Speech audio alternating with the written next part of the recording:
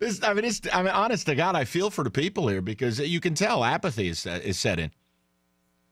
I mean, I know, Sully, you're all hopped up to do this Stafford contract thing. Let me help you with something. These people, they don't care. Well, they were too concerned about the eclipse yesterday, from what I hear.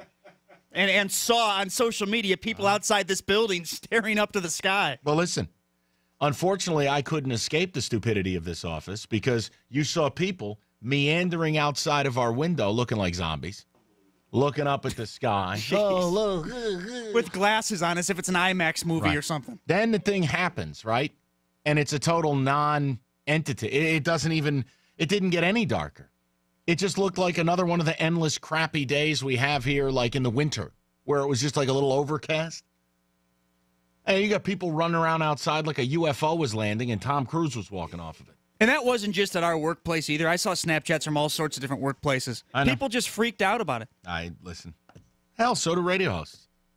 I made fun of the Nick Saban thing when the reporter asked him about the eclipse. We didn't do any eclipse topics. That was funny, that question. Oh, it was one of the best press conference questions I've ever heard. So, yeah, we got a lot of stuff to do today. But, Sully, I think you really missed the mark here with the Stafford thing. I do, sadly. I think it's the biggest issue we have locally. You know, I can't sit here and get upset about the Harbaugh roster thing because getting upset about the Harbaugh roster thing would mean that I don't realize he's a very petty individual. But he is. Now, he has a right to do what he's doing. I just think it's silly. But he's got a right to do it. You know, the endless amount of lemmings in that fan base would never criticize him. So we move forward. You know, I'm not going to get bent out of shape about the roster. I don't know why he's doing it. It doesn't mean I'm upset about it. I mean, you're acting as if, what, other teams don't know who's on your team? You know, maybe you had a couple people leave, but you got your recruits, most of which won't play. You got your upperclassmen. Those are the people you have tape on. Those are the people you focus on. I don't know.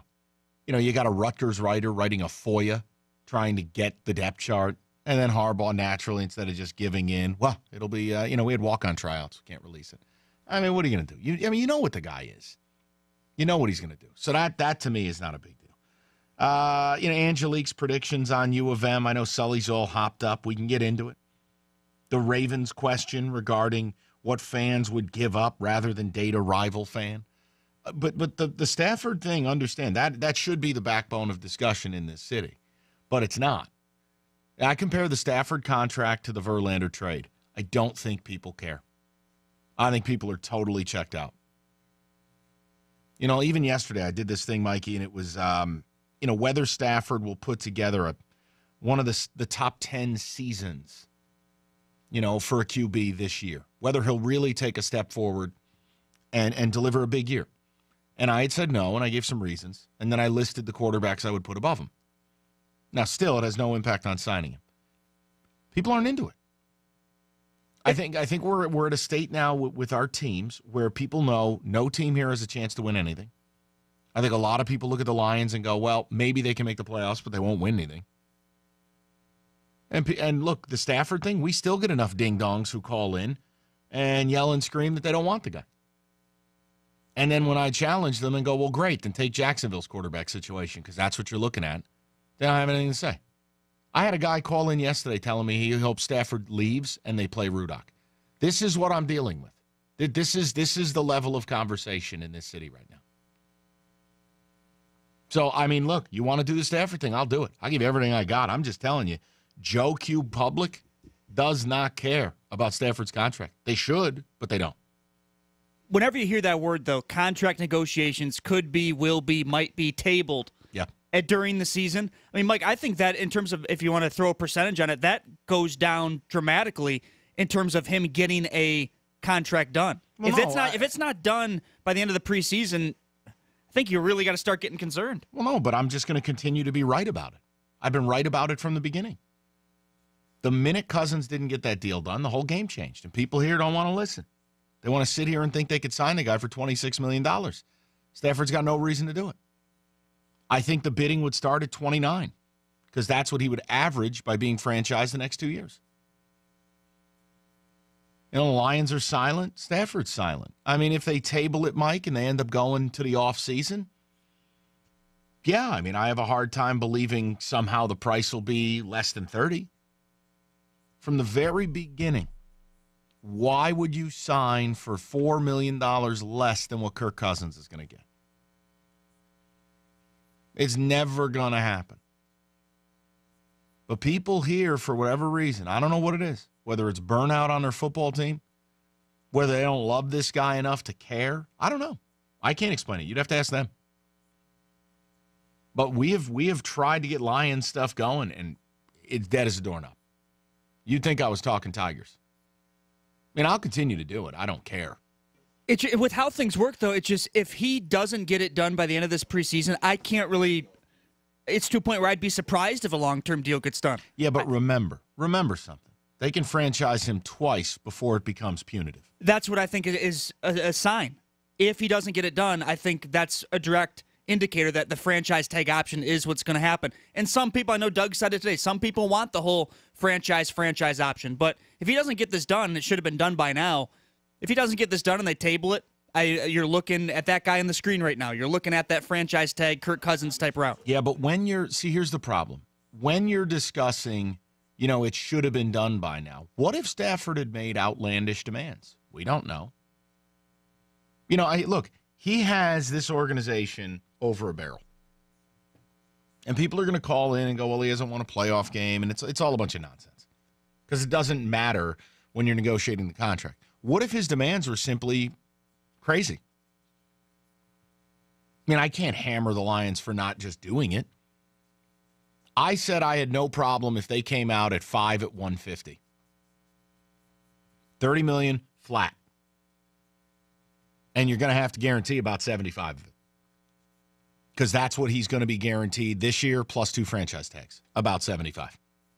I'd have no problem with that. Now, if somehow that's not good enough, then Stafford's wrong.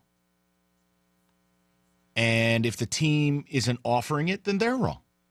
This is all basic mathematics. Now, the report coming out that this contract could be delayed, that they will table negotiations, that's classic Tom Condon. Classic. If you go back to some previous negotiations for big-name quarterback clients of his, they have signed days before the regular season. So this is a little bit of posturing. There's no doubt about it. Stafford has nothing to fear. He's going to get paid a fully guaranteed deal this year. He'll get paid $26.4 next year, and then $31.8. There's nothing to fear unless you Teddy Bridgewater yourself and your leg explodes. So this idea the Lions have leverage is asinine. It really is. I mean, if you think franchising him twice and then letting him go is leverage, here's what I would ask you. 2 years from now, assuming that Bob Quinn isn't some outright disaster, do you really believe that Bob Quinn wants to hit the absolute reset button on everything he's attempted to accomplish here over his first 4 seasons as general manager? The answer is no. When you get rid of a quarterback and you start over, you're taking your job in your hands. The best job security that Bob Quinn has resides with number 9. And while everything else will change, no general manager wants to get rid of a QB. They have to do whatever it takes to keep Matthew Stafford here. And the sooner you guys learn that, the better off you'll be. Well, here's the fear, though, and whether it's right or wrong. When you hear that word delay, I can't help but think, okay, because I've heard it so many times, Scherzer, Sue, is it possible Stafford's next? We've seen this happen in the city a lot lately. So when I hear the word delay, I can't help but subconsciously think about, wow, could this actually happen again? Oh, I'm with you. But I think you're dealing with something deeper here. I think you're dealing with a football fan base that is... I don't know. Like, I think if you're in another city and you're talking about the quarterback of the team, I really don't know how people could be this apathetic towards it. Just not sure. Now, there are plenty of teams that have lost a ton. As much as the Lions, probably not. But there's something very odd going on with this fan base dating back to last offseason. And mind you, they did make the playoffs and got embarrassed, but they did. They made the playoffs. But I do wonder if there's like a breaking point for people, that until or if the Lions break through and win a playoff game, that people are in a state of apathy. That they're in this odd floating phase where passions have been dulled. They still like the team, they still enjoy football, but they're not passionate about it anymore. I don't know. I sit here and I do this show, and that's my read on it.